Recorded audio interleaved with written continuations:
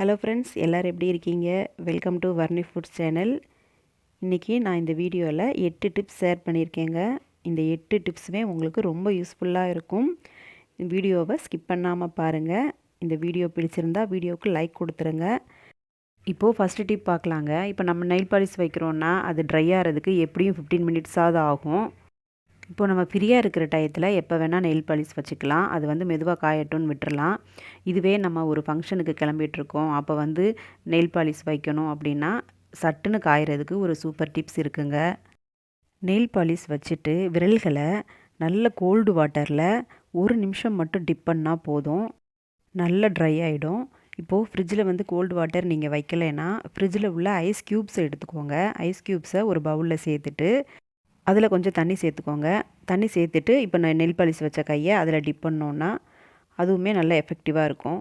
இந்த trick use பண்ணி பாருங்கள், இது ரொம்பவே யூஸ்ஃபுல்லாக இருக்கும். இப்போது அடுத்த டிப் பார்க்கலாங்க. பொதுவாகவே இந்த பொன்னாங்கண்ணி கீரை பொரியல் செய்கிறப்போ லேசாக அந்த கசப்புத்தன்மை இருந்துகிட்டே இருக்கும். அதனாலேயே குழந்தைங்களுக்கு பிடிக்காது. அந்த கசப்புத்தன்மை இல்லாமல் இருக்கணும்னா நீங்கள் இந்த மெத்தடில் பொரியல் பண்ணி கொடுங்க, எல்லாருக்குமே ரொம்ப பிடிக்கும்.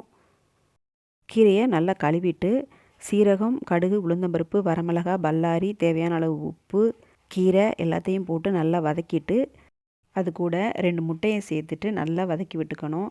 இந்த மெத்தடில் நீங்கள் பொன்னாங்கண்ணி கீரை பொரியல் செஞ்சு பாருங்கள், ரொம்ப டேஸ்ட்டாக இருக்கும். அடுத்த டிப் பார்க்கலாங்க. இப்போ முளைக்கட்டிய பச்சை பயிறு எப்படி செய்கிறதுன்னு பார்க்கலாம். இந்த முளைக்கட்டை வைக்கிறதுக்கு வந்து துணி தான் வேணும் அப்படின்ற அவசியம் கிடையாது. துணி இல்லாமல் பாத்திரத்தில் கூட செய்யலாம். முழு பச்சை பயிரை நல்லா கழுவி எடுத்துட்டு ஒரு 8 மணி நேரம் ஊற வச்சுக்கலாம். ஊற வச்சுட்டு இப்போ நைட்டு தூங்க போகிறதுக்கு முன்னாடி தண்ணியெல்லாம் நல்லா வடிச்சிட்டு இந்த மாதிரி ஒரு ஹாட் பேக்கில் மூடி வச்சுருங்க. ஹாட் பேக்கு இல்லைன்னா கூட நம்ம ஒரு சில்வர் பாத்திரத்தில் கூட மூடி வச்சுக்கலாம். மறுநாள் காலையில் பாருங்கள் நல்லா முளைச்சி வந்திருக்கும். பாருங்கள் எவ்வளோ நல்லா முளைச்சி வந்திருக்கு அப்படின்ட்டு. இதே மெத்தடை கம்புக்கும் யூஸ் பண்ணலாங்க. ஆனால் முதல்ல ட்ரை பண்ணுறவங்க இந்த பச்சை பயிரில் ட்ரை பண்ணுங்கள். இப்போ அடுத்த டிப் பார்க்கலாங்க. இப்போ பாலோ டீயோ நம்ம போட்டுட்ருக்கிறப்ப மேக்ஸிமம் நம்ம வந்து ஸ்டவ்வு கிட்டே நிற்க மாட்டோம். அடுப்பில் வச்சுட்டு வேறு ஏதாவது சின்ன சின்ன வேலைகள் செய்வோம். அப்போ பார்த்திங்கன்னா மறந்துடுவோம். அந்த மாதிரி நேரத்தில் ஃபுல்லாக பொங்கி வழிஞ்சிடும். இந்த சமயத்தில் இந்த மாதிரி ஒரு மர கரண்டியை வச்சுருங்க. நீளவாக்கில் வச்சுட்டிங்கன்னா அது வந்து பொங்கி வழியாது. இந்த ட்ரிப் யூஸ் பண்ணி பாருங்கள். இப்போது அடுத்த டிப் பார்க்கலாங்க. இப்போ நம்ம ரசம் வைக்கிறப்ப தெரியாமல் கூட கொஞ்சம் உப்பு சேர்த்துட்டோம் அப்படின்னா ஒரு 1/2 ஸ்பூன் பெப்பர் பவுடரை சேர்த்துட்டு நல்லா மிக்ஸ் பண்ணி விட்டுருங்க. இந்த மாதிரி செய்கிறப்போ நம்மளுக்கு ஜாஸ்தி உப்பு தெரியாது. ட்ரை பண்ணி பாருங்கள்.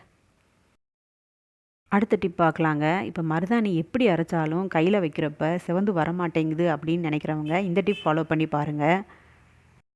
மருதாணி இலைகளை நல்லா வாஷ் பண்ணிவிட்டு நல்லா தண்ணியெல்லாம் வடிச்சிட்டு மிக்சர் ஜாரில் சேர்த்துட்டு ஒரு துண்டு புளி, 2 கிராம்பு சேர்த்து அரைச்சி பாருங்கள். பாருங்கள் எனக்கு அரைக்கிறப்பயே எவ்வளோ நல்லா சிவந்து பிடிச்சிருக்கு. இது மாதிரி ஒரு தடவை அரைச்சி வச்சு பாருங்கள், சூப்பராக பிடிக்கும். பாருங்கள் எனக்கு எப்படி பிடிச்சிருக்குன்னு. ட்ரை பண்ணி பாருங்கள் இந்த டிப்ஸை. இப்போது அடுத்த டிப் பார்க்கலாம். இப்போ நெயில் பாலிஷ் ரிமூவ் பண்ணுறதுக்கு அந்த நேரத்தில் நம்மக்கிட்ட நெயில் பாலிஷ் ரிமூவர் இல்லை தீர்ந்து போயிடுச்சு அப்படின்னா இந்த டிப் ஃபாலோ பண்ணுங்கள். நம்ம வீட்டில் இருக்கிற பெர்ஃப்யூம் எடுத்துக்கலாம். எந்த பெர்ஃப்யூம் ஆனாலும் யூஸ் பண்ணலாம். அதை வந்து ஒரு காட்டனில் கொஞ்சமாக நனைச்சி எடுத்துகிட்டு நெயிலில் அழுந்து தேய்ச்சி விடுங்க, உடனே போயிடும். ட்ரை பண்ணி பாருங்கள். அடுத்ததாக ஒரு சின்ன வால் டெக்கர் ஐடியா தாங்க ஷேர் பண்ணியிருக்கேன். இதுக்கு நான் 2 பேப்பர் கப் எடுத்திருக்கேன். பேப்பர் கப்பை ஃபுல்லாக கட் பண்ணாமல் பேப்பர் கப்போட ஹாஃப் சைஸ் அளவுக்கு இந்த நீல வாக்கில் இந்த மாதிரி கட் பண்ணிக்கலாம். கட் பண்ணிவிட்டு பார்த்தோன்னா இந்த மாதிரி விரித்து விட்டோன்னா பூ மாதிரி இருக்கும். இதே மாதிரி 2 பேப்பர் கப்பையும் கட் பண்ணிக்கலாம்.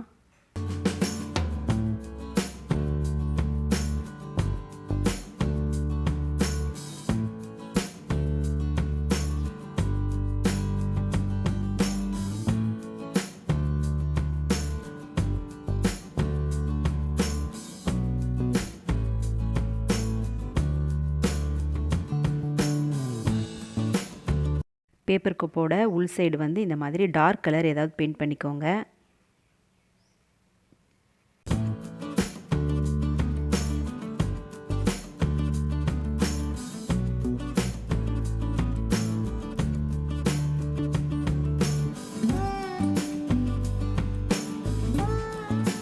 இந்த மாதிரி ஏதாவது ஆர்ட் உள்ளே வரைஞ்சிக்கலாம். வரைஞ்சிட்டு அவ்வளோதாங்க, வாலில் ஹேங் பண்ணிடுங்க. இதை வந்து மேக்ஸிமம் உங்கள் குழந்தைங்களை வச்சே செய்ய சொல்லுங்கள், ரொம்ப இன்ட்ரெஸ்ட்டாக செய்வாங்க. இந்த வீடியோவில் ஷேர் பண்ணியிருக்க டிப்ஸ் எல்லாமே உங்களுக்கு பிடிச்சிருக்குன்னு நினைக்கிறேன். பிடிச்சிருந்தா வீடியோவுக்கு லைக் கொடுத்துட்டு மறக்காமல் வர்ணி ஃபுட் சேனலை சப்ஸ்கிரைப் பண்ணிவிட்டு பக்கத்தில் இருக்க பெல் ஐக்கானையும் ப்ரெஸ் பண்ணிக்கோங்க. மீண்டும் அடுத்த வீடியோவில் சந்திக்கலாம். நன்றி, வணக்கம்.